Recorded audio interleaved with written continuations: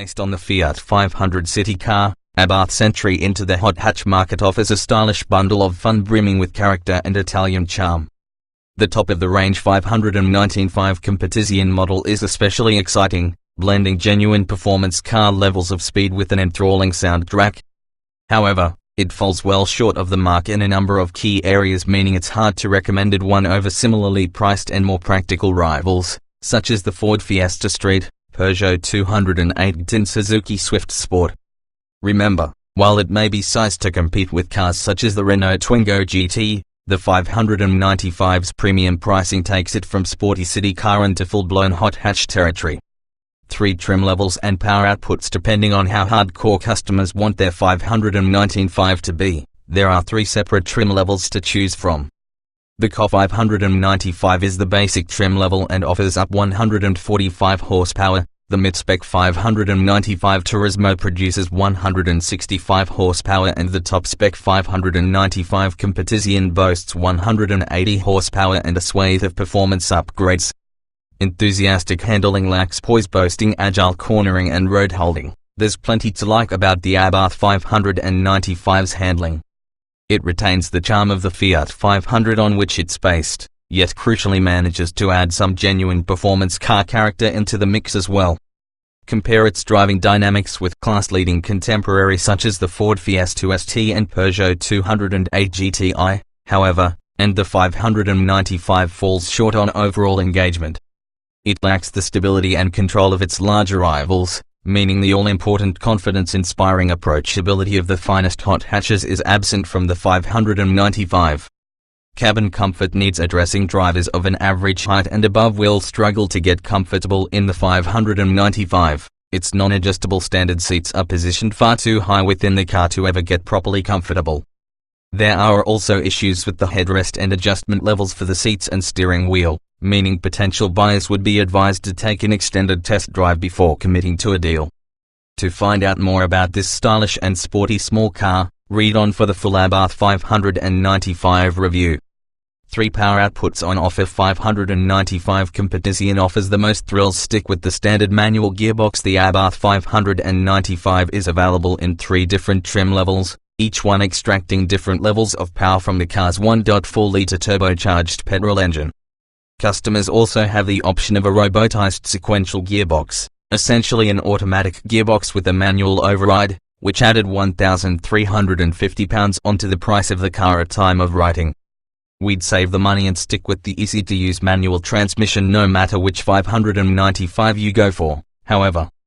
3 different power outputs. The entry-level 595 boasts the smallest power output of the range, producing 145 horsepower and 206 Nm of torque from its 1.4-litre engine. This translates into a 130 mph top speed and a 0 to 62 mph time of 7.8 seconds for the manual and 8.0 seconds for the robotized sequential gearbox. Even with such modest performance figures, the regular 595 could well be all the car many Abarth buyers will ever need. Next up is the mid-range 595 Turismo Trim, which gains an upgraded turbo and performance air filter over its lesser sibling. This means it's good for 165 horsepower and 230 Nm of torque, gains of 20 horsepower and 24 Nm respectively over the regular 595.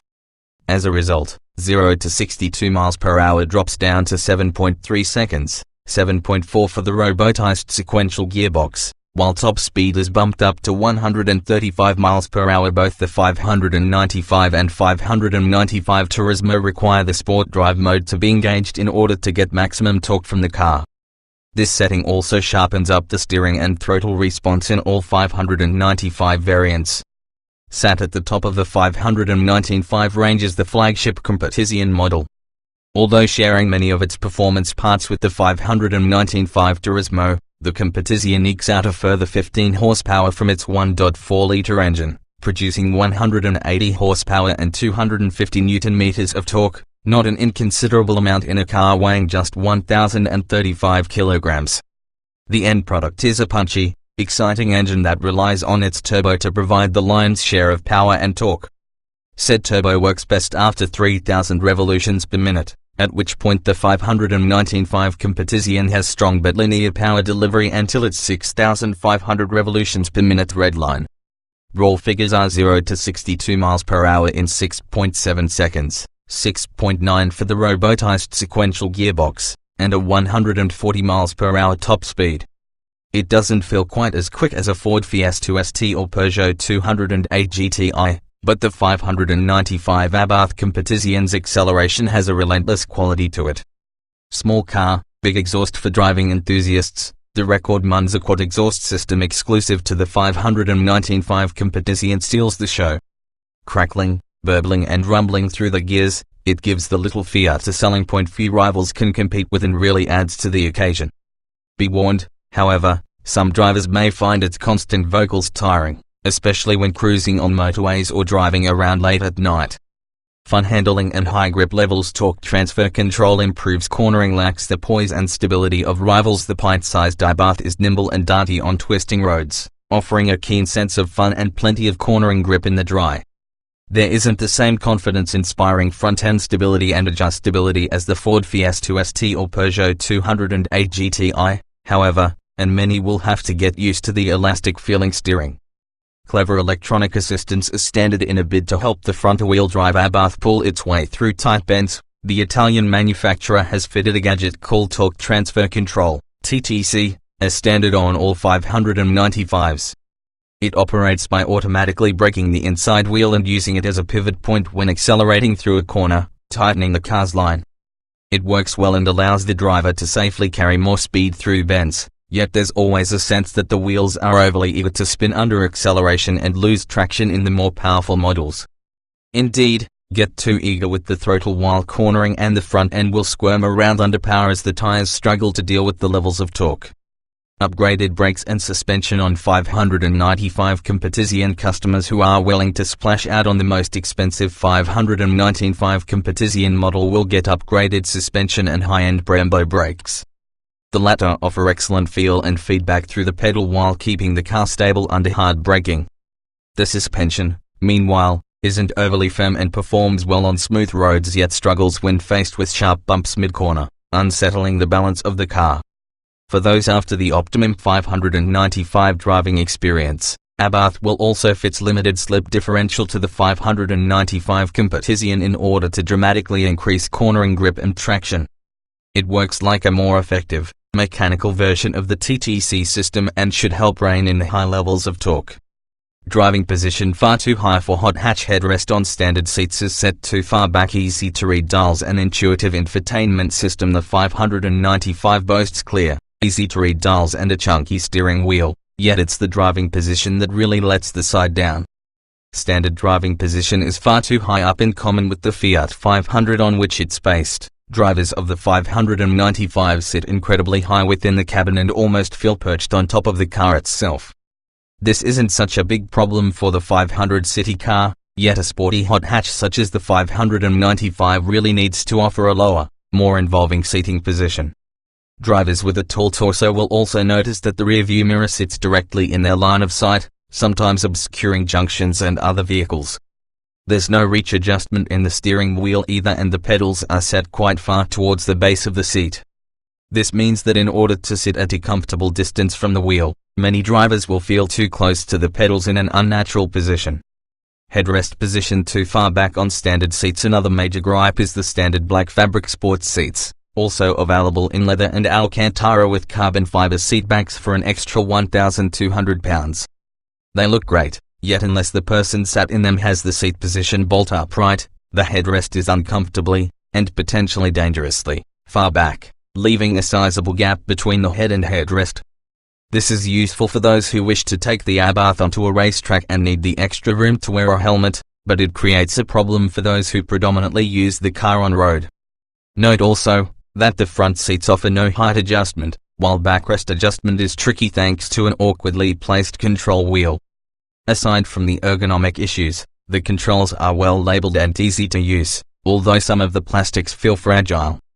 The standard 5.0-inch infotainment system touchscreen is small but responsive, while the menus are reasonably easy to use, if a little cluttered. Acceptable ride and refinement on most trims. Uncomfortable standard seats let the side-down ride comfort varies depending on trim and wheel size, with the top-of-the-range 595 Competition offering the firmest setup. Even so, the highest spec model is a surprisingly comfortable motorway cruiser if you can block out the noisy Munzo exhaust system. Move on to bumpier roads, and although they'll unsettle the balance of the car, the ride never feels jarring or unbearable. The standard seats are the only real letdown when it comes to comfort with their firm and uncompromising structure. In order to get the best out of them, drivers need to sit almost vertical in the chair, a quirk of their design that won't suit everyone. Average equipment levels on all trims. Plenty of options for customers to spec extra performance parts higher up in the range no matter which one of the 595's 3 trim levels you go for: regular 595, 595 Turismo or 595 Competition. The amount of standard equipment is unremarkable for a car in this price range. Standard Abarth 595 equipment. Starting with the regular 595, you can expect Abarth fabric sport seats with height adjustment, aluminium sports pedals, fog lights, 16-inch alloy wheels, a 7-inch instrument display with sports mode, air conditioning, 5-inch infotainment touchscreen with DAB radio, Bluetooth phone connectivity, USB and O plugs. Upgrade to 595 Turismo spec and features such as automatic dual-zone climate control, leather Abarth sports seats, 17-inch alloy wheels and rear parking sensors are added to the equipment list. You also get a number of performance part upgrades thrown in with the Turismo spec, including Koni rear suspension, a high-performance air filter, an upgraded turbocharger and high-performance brake pads. Splash out on the top spec 595 Competition trim and there's little in the way of extra driver convenience or entertainment toys. Instead, you get a raft of performance upgrades such as the record Munzo exhaust system, front and rear high-end Koni suspension and 4-piston performance Brembo brake calipers. Fabric Abarth Corsa Sabelt racing seats and 17-inch Corsa alloy wheels are also included with the top spec 595. Optional Abarth 595 accessories. What the Abarth 595 lacks in standard equipment, it makes up for in the level of options and personalization on offer. It can't be customized to the levels of a Mini Cooper, yet there's still opportunity to personalize should the customer wish. Starting with the multimedia options, TomTom SatNav is available on all trim levels with a 5-inch infotainment screen and with a larger 7-inch display for extra outlay. An upgraded hi-fi by Beats audio system is also available. Move to the outside and customers have the choice of a number of different exterior paint shades including the striking bi-color designs available on Turismo and Competition models. The body isn't the only thing you can have painted, either, with the Abarth's brake calipers also offered in a choice of red and yellow. An electric glass sunroof, numerous alloy wheel designs and part Alcantara racing seats are also available for those looking to make their car stand out. Yet the most expensive option, by quite a long way, is the Performance Pack. As well as offering niceties such as a Scorpion antenna plug, 17-inch Super Sport alloy wheels and Sabelt leather, Alcantara seats with carbon fiber shells, a mechanical limited slip differential is also included. Designed to improve cornering grip and traction, driving enthusiasts may want to spec the Performance Pack for the limited slip differential alone. Learn more about the benefits of a limited slip differential here. Abarth 595 not tested by Euro NCAP car safety examiners. Fiat 500 on which it's based scored 5 stars in 2007. The Abarth 595 hasn't been tested by Euro NCAP and the Fiat 500 on which it is based was last put under the microscope back in 2007, under the old, less stringent system. Even so, it scored 5 stars for adult occupants and 3 stars for child occupants. Impressive results for such a small car. What lets it down most, however, is the lack of any crash prevention or mitigation systems. For example, many new cars come fitted with autonomous emergency braking, a technology that detects when an accident is imminent and applies the brakes if the driver doesn't. It's helped improve safety and reduce insurance premiums on a raft of new cars, yet due to the car's aging design, is absent on the Abarth 595.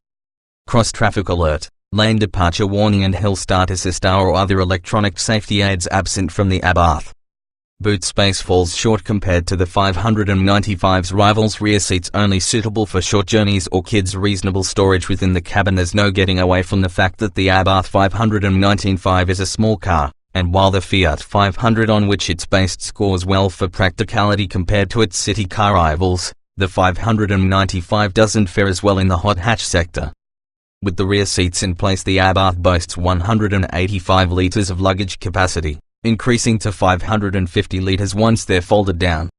This lags far behind the three-door Ford Fiesta ST, 290 litres with the seats up, 974 litres with them down, and Peugeot 208 GTI, 285 litres and 1076 litres. The available space is perfectly usable in its own right, however, and will fit a couple of medium-sized bags with ease. Sitting in the back seats yields a surprising amount of legroom, although a real shortage of headroom means they're only suitable for short journeys. Note that there's no middle seat, either. Every 595 comes with two small bottle holders between the front seats, a glove box and door pockets, all of which offer usable amounts of space.